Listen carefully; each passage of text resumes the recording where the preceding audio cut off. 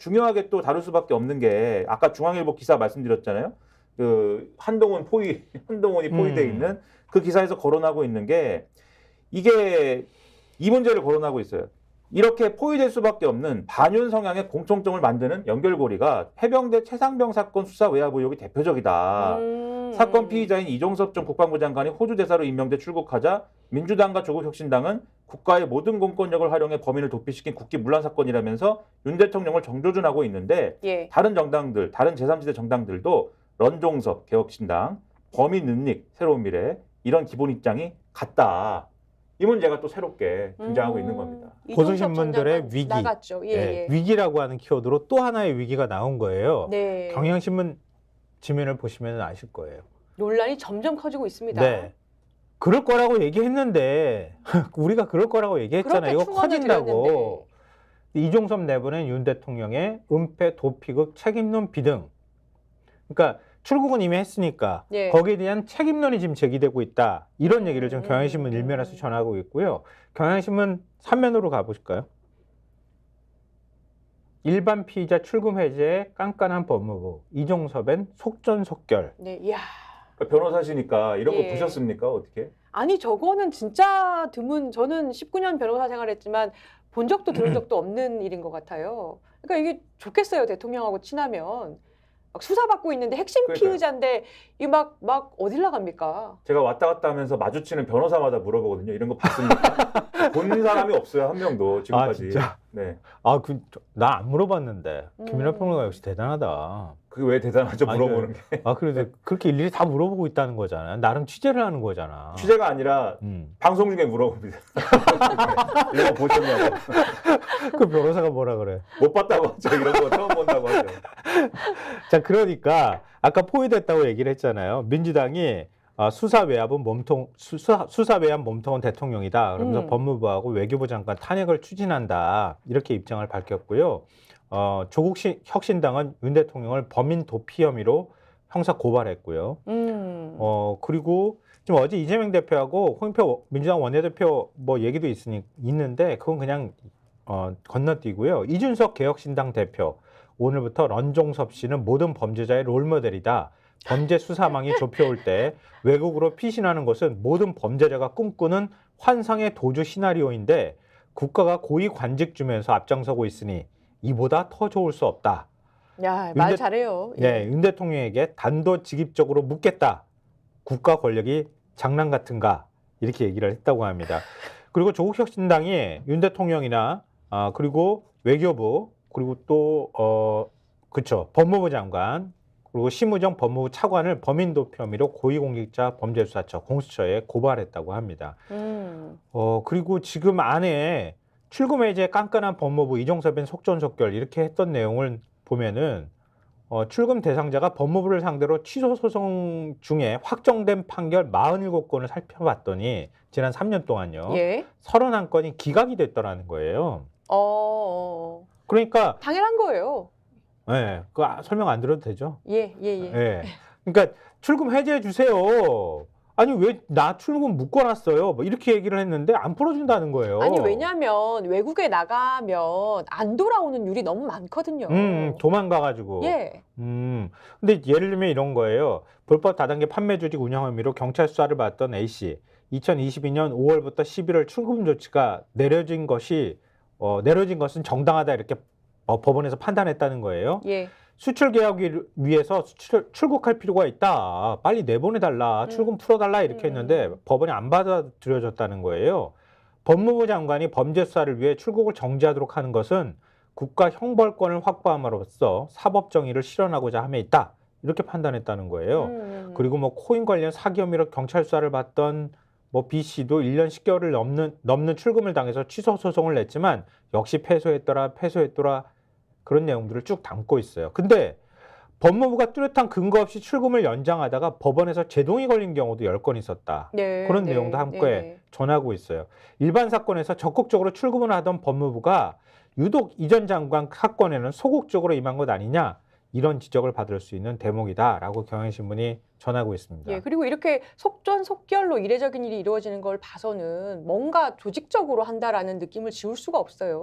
그건 너무 당연하죠. 네. 그건 국민들이 뭐 온 세상이 다 아는 거라고 볼 수 있는데 그러면 법무부가 심의를 열어가지고 출금 해줬잖아요. 그렇죠. 그 논리가 수사에 성실히 협조했다는 거잖아요. 공수처에 나가서 달랑 4시간 수사 협조했고 네. 그리고 난 다음에 어제 MBC에 보도된 내용이 있는데 휴대전화도 제출했다.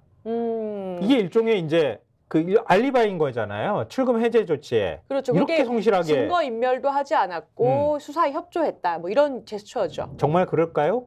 어제 MBC가 뉴스데스크에서 보도한 게 있어요. 한번 영상 보고 오시죠. MBC가 호주 대사로 임명된 이종섭 전 국방부 장관이 출국 금지 상태라고 보도한 뒤 이 전 장관은 하루 만에 고위공직자 범죄수사처에 출석했습니다. 4시간가량 면담에서 수사에 협조하겠다고 약속하면서 휴대전화도 제출했습니다. 그런데 공수처가 이 휴대전화를 확인해보니 최상병 사건 이후 처음 쓰기 시작한 새 휴대전화였던 것으로 확인됐습니다. 작년 7월 31일 이 전 장관은 하루 전날 자신이 결재한 해병대 수사단의 수사 결과 발표와 경찰 이첩을 돌연 취소했고 그래도 해병대 수사단이 사건을 경찰에 넘기자 국방부 검찰단이 기록을 가져와 국방부 조사본부의 재검토가 이뤄졌습니다. 모두 7월 말부터 8월에 벌어진 일인데 이후 새로 쓴 휴대전화를 제출한 겁니다. 아니 그러니까 휴대전화를 냈습니다 이러고 출국했는데 그 휴대전화가 사건 발생 이후에 새로 만든 그러니까 아무것도 없는 사건 관련 내용 아무것도 없는 걸 냈다는 거예요? 네. 근데 수사에 협조했다는 거야. 그럼 왜 내죠 핸드폰을? 그러게. 아깝게? 핸드폰 비싸지 않나요? 비싼데. 그러니까 날 주지. 왜 돈백씩 하지 않나요? 아니 100만 근데 원이 무슨 더 비싸죠? 이거는 기본적으로 이런 조언을 하는 로펌들이 정말 변호사들이 반성해야 됩니다. 조언했다는 거예요, 로펌이? 아니 보통 이거는 로펌들에서 핸드폰 그러니까 증거 인멸을 걸리지 않고 좀 명목 있게 하는 방법으로 조언을 많이 하죠. 핸드폰 교체하세요. 교체하고 싶어서 교체했다고 하고 이전 핸드폰 없다고 하면 되죠. 그거 자기 자유잖아요. 근데 난 이런 거 보면 진짜 자괴감 느껴요. 왜냐하면 공수처 설치법 만들 때 그때 얼마나 반대했어요. 지금 국민의힘에서. 반대할 때 전 나가가지고 아니 검찰이 제 역할을 못하니까 공수처가 좀 견제하는 역할도 하고 그러면 되지. 그리고 아무나 수사하는 거 아니잖아. 검찰하고 경찰 고위관계자 경무관급 이상만 수사 대상인 거거든요. 그리고 법관하고. 맞습니다. 그러니까 이건 딱 제한돼 있기 때문에 지나치게 개인의 어떤 권리를 침해하는 게 아니다. 이렇게 얘기하면서 저는 하나 더 플러스해서 공수처 이렇게 코딱지만하게 만들지 말고 더 크게 해야 된다. 이렇게 얘기했는데 공수처가 저 따위로 수사하는 거야. 기본적으로.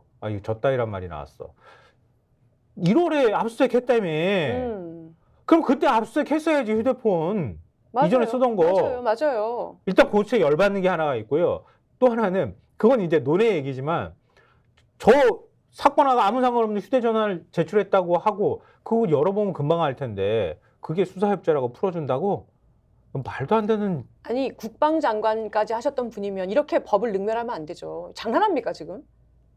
지금 국민의힘 비대위원장은 아예 제출 안 했어요. 그것도 비번 안 풀어줬어요. 비번도 안 풀어주고 그 뒤에 네. 이제 아이폰 엄청 유행한 거 아니에요 최신폰으로. 그거 안 풀어주려고 현직 부장검사하고 투닥투닥 하다가 부장검사 독직 폭행 혐의로 그렇죠. 예, 무혐의 받았지만. 예. 무죄 판결 받긴 했지만 예. 뭐 그렇게 하신 분이 지금 국민의힘 비대위원장이시라. 그러니까 핸드폰을 갖고 이제 이러는 것도 웃기지만 이 사건의 모든 게 이해가 안 되잖아요. 모든 게 이해가 안 되다 보니까 오늘 이제 기사를 쭉 보는데 네. 재밌는 부분이 한겨레와 경향신문이 똑같은 이 말에 집중을 한 그런 부분이 있더라고요. 네. 웃기더라고요. 그러니까 어쨌든 한겨레 이제 박민희 선임 기자가 쓴 기사가 있는데 기사라기보다도 일종의 기자 수첩 이런 거죠. 제목이 피의자 이종섭에 대해서 이 호주 외교가 되겠느냐라는 이제 제목인데 왜냐하면 지금 뭐 여러 가지 의문이 있습니다. 가령 과연 신임장이 없이 갔는데 그게 외교가 되는 거냐부터 시작해서 호주 정부는 이 상황을 어떻게 보겠느냐. 호주라는 나라가 그렇게 만만한 나라가 아닌데 예. 얼마나 우습게 보겠어요. 그리고 호주 대사가 애초에 저런 장관급이 가는 게 맞냐부터 시작해가지고 여러 의문이 있거든요. 예. 맞아요. 원래 차관보다 국장급이 가는 자리래요. 호주 대사는. 근데 왜? 국방부 장관까지 지낸 사람을 내보낸다는 것도 웃기고 어제 우리가 소식 전하면서 사본이라고 좀 우아한 표현을 썼는데 예. 그냥 복사 떠가지고 가져간 거예요. 신임장을. 그렇죠. 그리고 그래도 됩니까? 어제 안 되는 말씀드리기를 거지.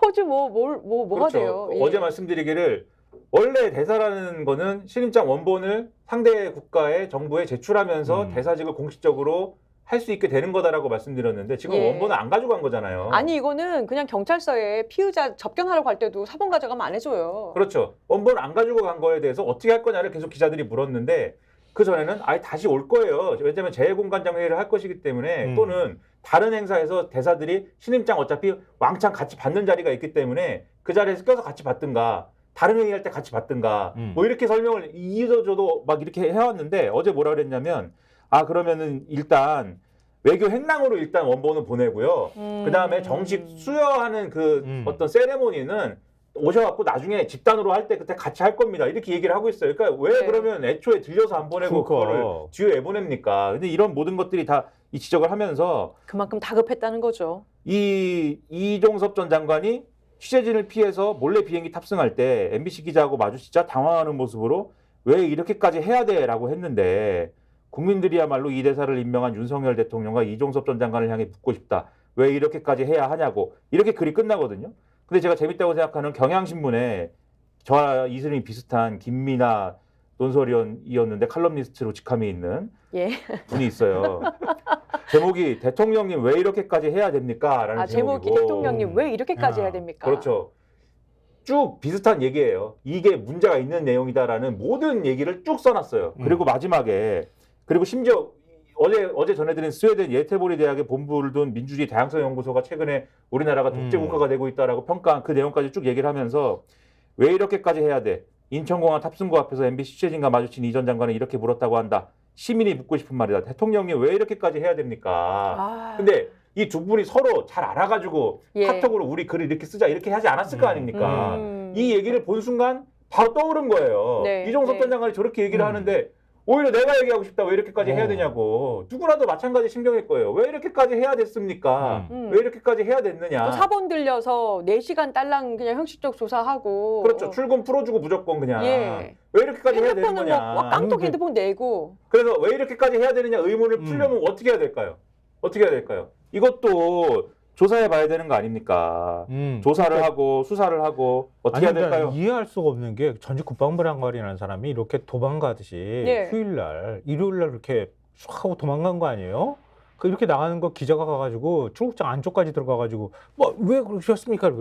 왜 이렇게까지 해야 됩니까? 이렇게 얘기하면 어떡하라는 거야? 아니 그러니까요. 그래서 왜 이렇게까지 하는지를 밝혀야 된다. 이런 생각이 그렇죠. 절로 드네요. 그래서 지금 이게 문제인 게 경향신문을 보시면 사면을 보시면 제목이 21대 마지막 쟁점 법안들 최상병 특검법 22대 총선에 달렸다 이런 기사가 나와요. 이게 무슨 얘기냐면은 예. 지금 최상병 특검법은 지난해 10월에 패스트트랙에 올려져 있어가지고 올해 4월 3일부터 본회의 표결이 가능한데 더불어민주당은 총선 이후에 처리하겠다라는 입장이거든요. 그러면 이번 총선 성적표가 최상병 특검이 현실화되느냐 여부를 결정할 것이다라는 관측이 나온다. 최상병 특검으로 가야겠네요. 특검으로 갈 수밖에 없죠. 그렇죠. 지금은. 이 부분도 있고 또 별도의 이 부분과 관련된 특검을 발의하는 거냐 이 얘기도 있는 것 같아요. 지금 얘기가. 근데 결과적으로 아까 한동훈 비대위원장 포위돼 있었죠. 예. 네 세력에 의해서. 네네. 근데 이 네 가지 세력이 총선에서 어떤 성적표를 받아들이냐에 따라서 이 특검이 현실화될 수도 있는 것이고 아주 무리 없이 별도의 특검이 뭐 또 될 수도 있는 것이고 여러 가지 가능성이 또 이 문제에 있어서는 이 사건에 있어서는 생기는 거다라는 거를 이 기사가 지금 보여주고 있는 겁니다. 그러니까 대통령은 왜 이걸 밝힐 수 있는 특검이 발의되느냐. 어차피 21대 국회에서 처리를 해야 되는 거지만 법안은 예. 그렇지만 총선 결과를 볼 때 만약에 여권이 대패했어요. 그리고 야권에서 대거 22대 총선으로 들어가는 거야. 네. 이런 상황인데 만약에 민주당이 법안 처리하겠습니다 이러는데 안 할 거야. 그리고 국회에서 의원들이 그냥 그걸 모르쇠 하기도 어렵고 국민의힘 입장에서도 안 된다고 막 버팅기기도 어렵고 대통령이 싫어 나 이거 또 거부권 행사할 거야? 이렇게 해버리면 22대 들어가서 바로 또 처리해버리는 거예요 그냥. 그러니까 선거 결과에 지금 달려있는 거야. 그러네요. 이 문제가. 그러네요. 그리고 앞서 말씀드렸듯이 이종섭 전 장관 요 도피 문제에 관해서만 또 뭘 추진할 수도 있는 거잖아요. 그러니까 그래서 사실 이 문제가 이 머릿수의 문제이기도 하지만 이 네 가지 세력이 별도로 뭔가 연대하는 또 다른 어떤 고리가 될 수도 있다라는 전망을 갖게 하기 때문에 그래서 그러네요. 한동훈 비대위원장이 아까 포위가 된 측면도 있는 것이다. 네. 이렇게까지 얘기할 수 있는 겁니다. 그러니까 최상무 사건과 관련해서 사실 납득할 수 없는 이런 이후에 벌어지는 일들에 대해서 이게 총선에 영향을 안 미칠 수가 없거든요. 예. 저는 여기에 대해서 2030 세대가 분노할 거라고 봐요. 군대 갔다 왔잖아요. 예전에도 그런 현상이 나타났고요. 그러니까 이런 문제를 어떻게 이렇게 처리하는지 도저히 납득이 안 된다 그러잖아요. 사실은 이 문제의 처음 시작 기억나십니까? 최상병에게 구명조끼 주지 않은 일이었어요. 보기 맞아요. 보기 싫다고. 스픽스는 말하는 언론입니다. 대세는 유튜브, 그중에서 스픽스. 좋아요, 댓글, 구독, 알림 설정. 여러분이 저희를 사랑해 주시고 우리가 여러분을 사랑하는 4가지 방법입니다.